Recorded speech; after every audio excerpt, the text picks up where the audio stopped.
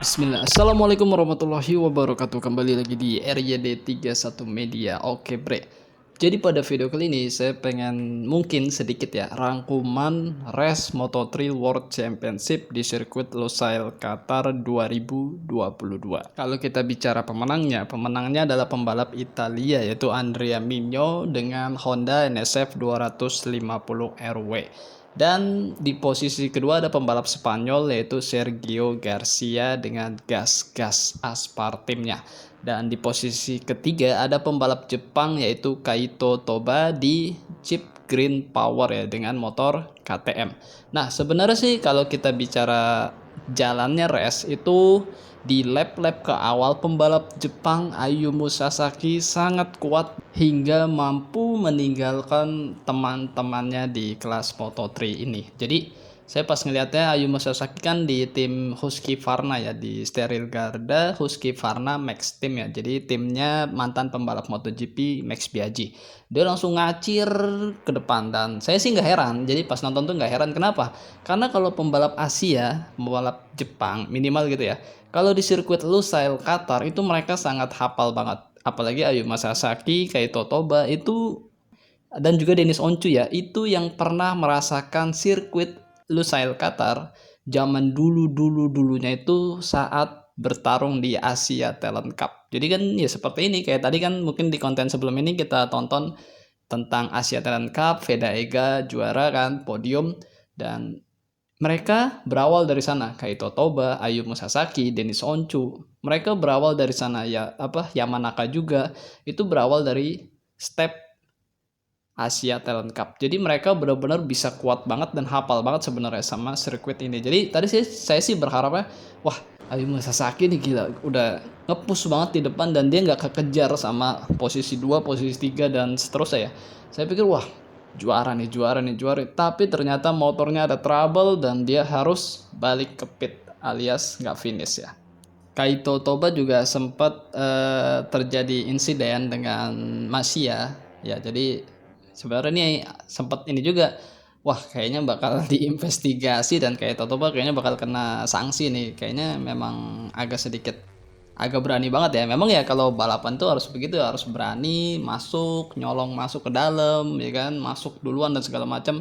Itu wah kayaknya bakal kena, ternyata enggak kena dan dia bisa terus melanjutkan balapan tanpa harus memanggul memanggul permasalahan tersebut, apakah nanti dia diturunkan posisi ataupun seperti apa. Tadi kalau saya nonton sampai akhir ya kayaknya nggak ada masalah ya, dia bisa naik podium juga. Jadi ya memang ya racing accident lah, oke lah.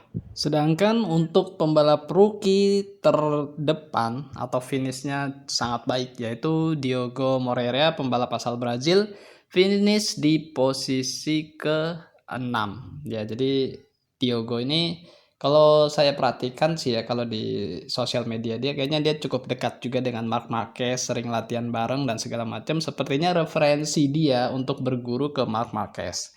Oke, di posisi kedua ya untuk pembalap terbaik, rookie-nya Ivan Ortola. Jadi Ivan Ortola berada di posisi ke-11. Dan selanjutnya ada Joel Kelso, pembalap Australia itu di posisi ke-15, dia dapat 1 poin, dan Daniel Holgado di posisi 16. Lanjut pembalap Indonesia yaitu Mario Suryaji. Yaitu Mario Suryaji cukup bagus sebenarnya, dia tidak crash dan juga finish. Ini yang terpenting banget.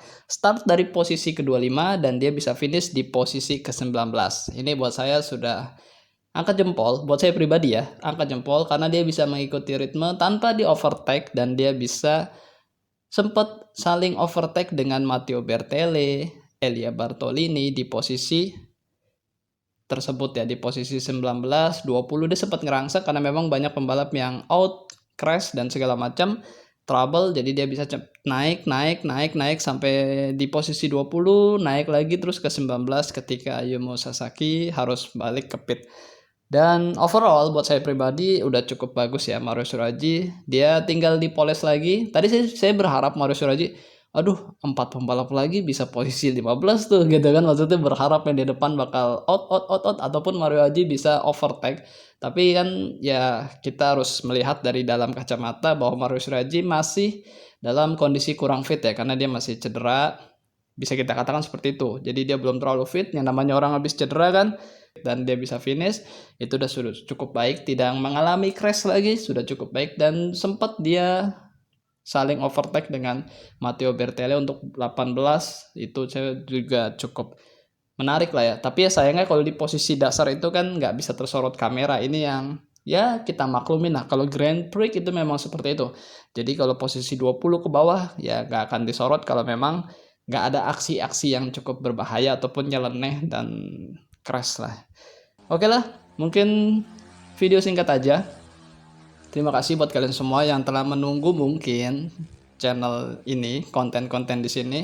Dan sehat-sehat ya buat kalian semua. Jangan lupa makan dan jangan lupa berdoa. Akhir kata, wassalamualaikum warahmatullahi wabarakatuh. Bye bye.